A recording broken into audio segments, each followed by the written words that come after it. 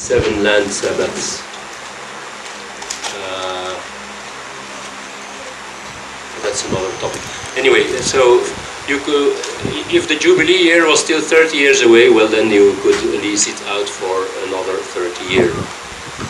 But you could not sell it forever, for eternity.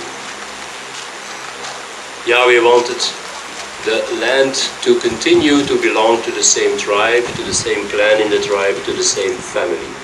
So family property could never be lost forever under Yahweh's law. Next slide.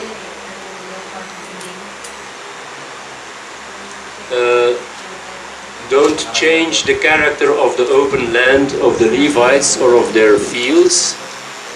Do not sell it in perpetuity, but it may be redeemed at any time. That's Leviticus 25, verses 32 to 34. Same chapter. Who will read those verses?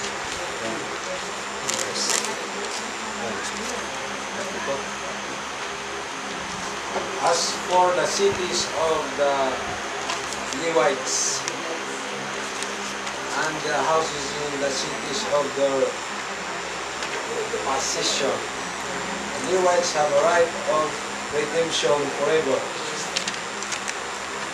And that which is redeemed from the Levites, both the sale of the house and the city of this possession shall be released in the year of Jubilee, because the houses in the cities of the Levites are their possession in the midst of the children of Israel. 34. Also verse 34. But the field of the open land of their cities is not sold, for it is their everlasting possession.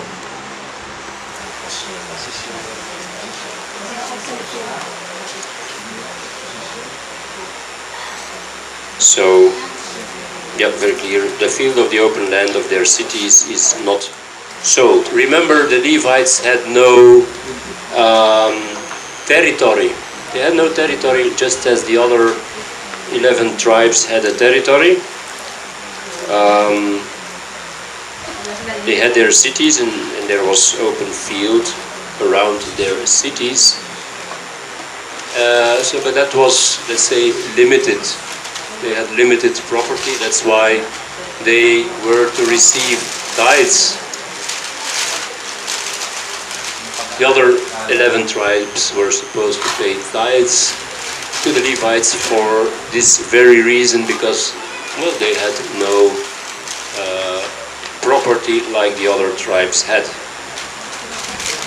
In other words, they had no way of making money on a farm, just as the other tribes could and were doing. So do not sell the open land around their cities. And they could buy it back at any time. No need for them to wait until the year of release or so, or until the year of Yobel or Jubilee.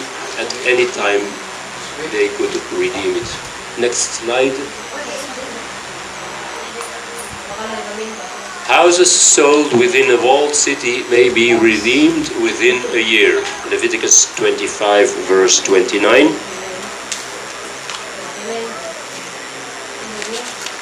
Ako.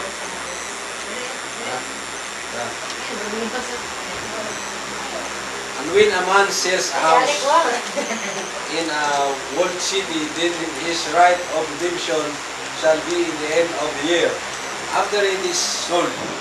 His right of redemption lasts a year.